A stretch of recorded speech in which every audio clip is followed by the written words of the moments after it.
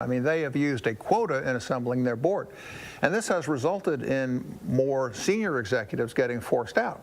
And then, of course, they had to bring Bob Iger, the most senior Disney employee who's been there 47 years, they had to bring him back because the CEO got into the dispute with the state of Florida.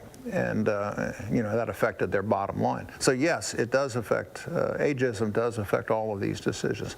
You are forcing out a group of people who have worked their way up through the industry and now find themselves at the top and are being displaced by other people based upon factors other than simply qualifications or ability. And that's a factor of American life. Did the Kinsey report ever take that into account when it said that increasing diversity would increase profits? I doubt it. I doubt they even thought about it. But it is a fact of American life. Do you expect the backlash to continue to rise or perhaps even worsen? No, I do. I think this is going to be a bottom-up sort of revolution. There are the people who are bringing these lawsuits challenging affirmative action are more ordinary Joes. Nobody would have heard of Zach DiPiero if he hadn't gotten forced out of his job after 25 years at the University of Pennsylvania because he complained about affirmative action. Mr. Brigada, who's bringing this suit against Mr. Buttigieg for air traffic controllers, he was just a guy who went and got his air traffic controller degree from a college, and they said, nope, sorry, that program is no longer in. You're no longer going to be able to be an air traffic controller. And he heads up a class action of people who are all in this same situation. So this is a bottom-up revolution, and I think it's going to take a long time for corporate America to turn around. Is the backlash you're talking about rising because DEI had a real impact, positive or negative? I think that DEI rubbed people the wrong way. If you look at Jacksonville's situation in particular, I mean, Mayor Deegan comes in, she says, I want to create a chief of diversity and inclusion, and I want Dr. Parved from UNF, who actually headed up at the business school their diversity department, I want him to head up the city's diversity department. And the city council said, no, we're not going to allot money for that.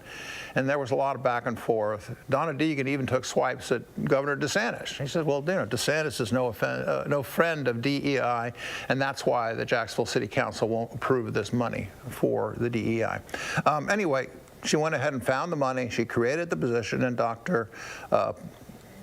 Ahmed Parvez got in the position. He's now our chief of diversity inclusion. But if you listen to what he is saying, he's actually making the exact same mistakes that Harvard and University of North Carolina and the FAA and the scholarship people have all made. And he said, I'm going to see that there's diversity in grants, in contracting, in hiring, and promotion. Those are the things that really, when somebody loses a promotion or doesn't get a job because of DEI, they become plaintiffs. And I think if the DEI office follows through on that, they're going to have lawsuits, and these lawsuits are going to flesh out this issue in the city of Jacksonville. The other thing one of the other things he said he's going to do is he's going to make sure that all the boards and committees that the city of Jacksonville have are staffed with minorities. And then he says I'm going to reach out to diverse communities, and I'm going to bring them in so they'll vote in local elections. Well, then you've got a political overtone there. You know, I'm going to become the vote getter in chief for Donna Deegan in the next election by bringing these diverse people to the polls, souls to the polls. I'm going to be in charge of doing that.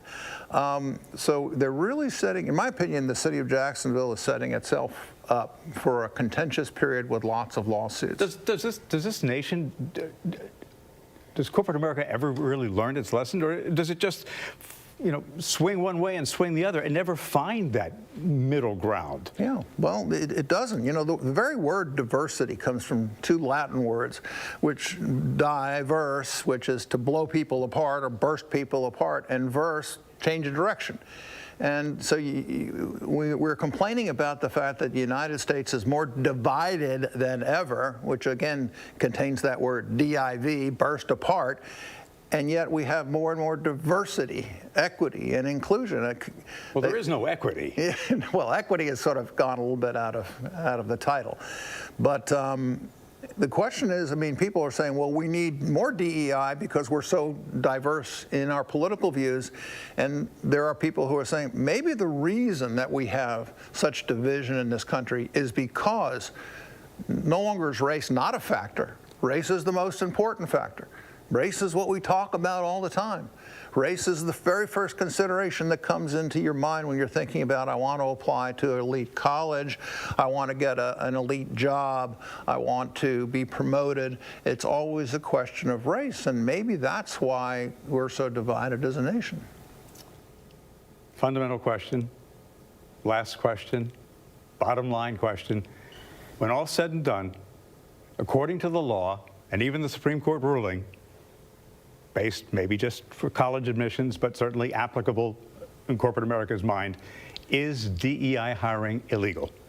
I think that the eventual answer to that question is going to be yes. If you are considering race, sex, and gender in your hiring decisions, you are violating the Civil Rights Act.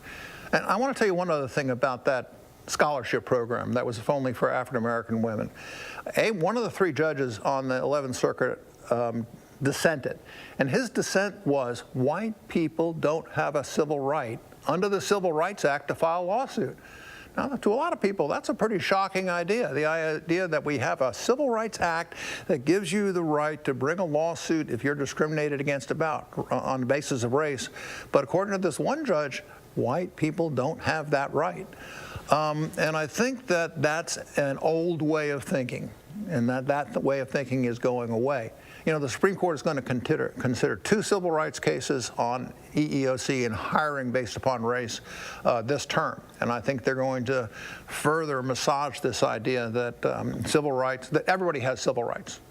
White, black, Asian, women and men all have civil rights, and they all have the right to bring a suit. So are we eventually going to get it right? Yes, but I think we're for a period of time, and particularly in corporate America, to turn this ship around, to get to the point where we're truly one society and we no longer consider race to be the most important thing.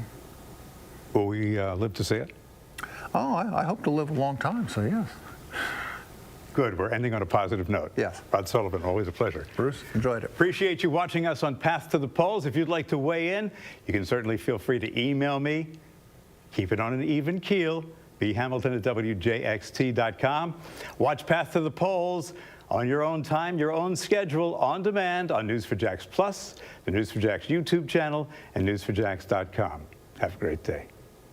See why every day more people are choosing News4Jax, Northeast Florida and South Georgia's #1 source for local news.